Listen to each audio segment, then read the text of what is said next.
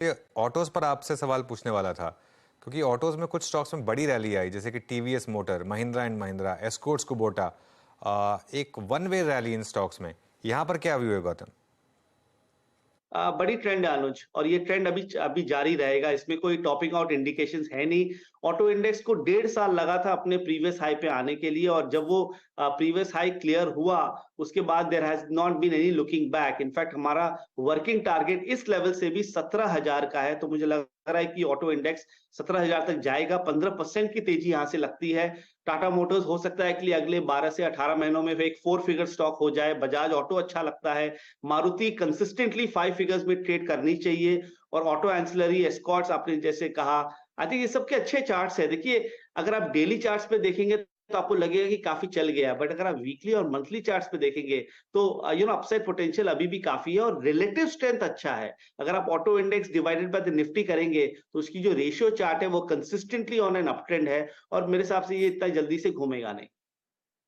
Market घूम गया लेकिन एक बार फिर से, और अब निफ्टी पर ध्यान रखिए 19,268, और अगर डे लो टूटा और 19,253 टूटा तो बड़ी प्रॉब्लम आएगी। तो ये क्लियरली सुबह रिवर्सल आया, अब एक सेकंड लेवल ऑफ रिवर्सल, और बैंक निफ्टी फिर अब डे लो की तरफ बढ़ता हुआ, और अब मिड कैप में डिक्लाइन शुरू हुई है। मिड कैप इंडेक्स इनफैक्ट अब डे लो पर, और एडवांस डिक्लाइन देखिए, अब आप 1:2 का एडवांस डिक्लाइन ऑलमोस्ट। तो अब ये वाली जो डिक्लाइन है ये थोड़ी सी ज़्यादा सीरियस लग रही है देखने में, इस पर ध्यान रखिए। और इवन जो रिलायंस में रैली आई थी, एग्जैक्टली वहीं से कैपिचुलेट हुआ। 2505 जो हमने लेवल मेंशन किया था कल, जहां से कैपिचुलेट हुआ था, एग्जैक्टली वहीं से 2505 से फिर घूमा रिलायंस। इसके लिए उस लेवल का क्रॉस होना जरूरी था, हुआ नहीं, और वहां से फिर ये नीचे आया। अब गौतम, रिलायंस का चार्ट क्या कह रहा है आपको?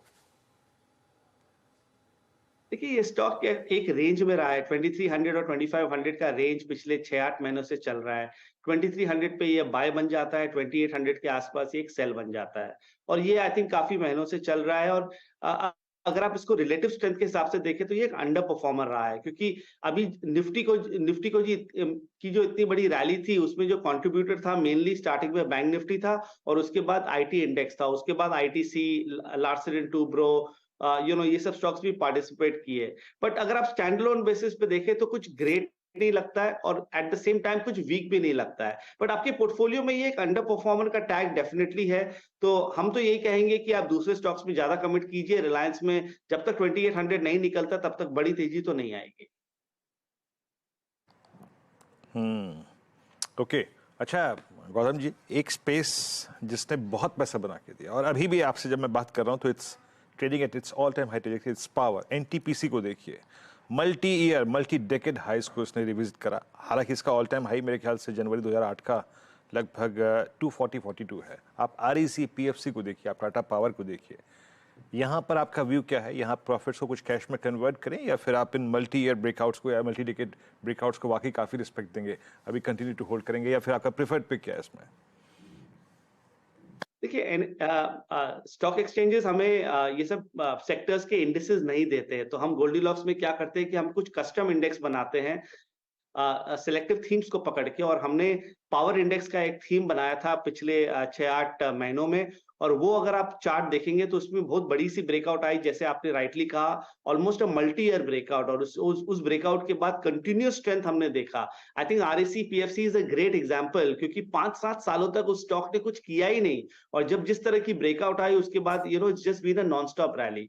इसमें आई थिंक अभी भी जूस काफी है, क्योंकि जो एंटायर पीएससी स्पेस है, the PSC index, I think उसमें हमें काफी अच्छी तेजी लगती है, और लगता है कि यहां से भी 12 से 15% की मूव आनी चाहिए। सो पीएसयू स्टॉक्स तो वैसे भी अभी भी अंडर ओन्ड है। काफी चल चुके हैं, but I think under owned है, क्योंकि इसमें एक डेकेड लॉन्ग ब्रेकआउट आया है, और इसमें अभी तेजी जारी रहेगी। सो एनटीपीसी में यहां से भी अच्छी तेजी मिलनी चाहिए। कोल इंडिया अच्छा करना चाहिए। पावर ग्रिड हमारा फेवरेट है। और पीएफसी आरईसी तो देखिए हर पोर्टफोलियो में रहना ही चाहिए, क्योंकि डिविडेंड यील्ड भी मिलता है और कैपिटल अप्रिसिएशन भी मिल रही है।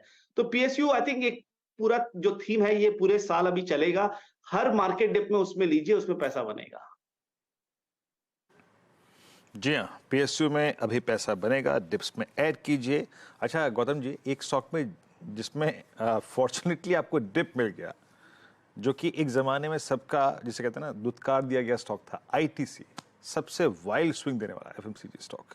इसमें जो ये पोस्ट नंबर्स, पोस्ट डिमर्जर प्रक्रिया के ऐलान के बाद जो डिप आया है, जो कूलिंग ऑफ हुई है वीकली चार्ट्स पे towards 20 week exponential moving average, क्या ये इनफ है, ये यहाँ पे ऑब्जर्व हो जाएगी, या फिर आपको लगता है कि आईटीसी में भी कुछ प्राइस डैमेज संभव है?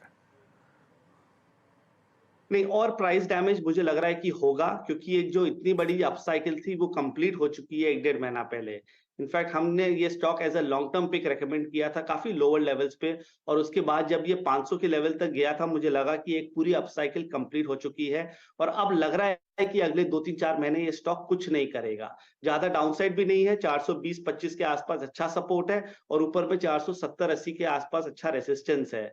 तो अगर किसी ने इस रैली को मिस किया और इस लेवल्स पे एंटर करना चाहते हैं, मुझे लग रहा नहीं है कि अभी पैसा बनेगा इसमें, क्योंकि जो साइकिल कंप्लीट हुई है, अब इसमें नॉर्मल एक रिट्रेसमेंट होगी, प्राइस करेक्शन होगी, टाइम करेक्शन होगी, उसके बाद ये नेक्स्ट फेज में चलेगा। तो अगर आपका 3 साल का व्यू है, तो डेफिनेटली 420 के आसपास लीजिए, बट अगर आप शॉर्ट टर्म या मीडियम टर्म में इसमें पैसा बनाना चाहते हैं, तो आईटीसी और एफएमसीजी स्पेस में इतनी कोई बड़ी अपॉर्चुनिटी है नहीं।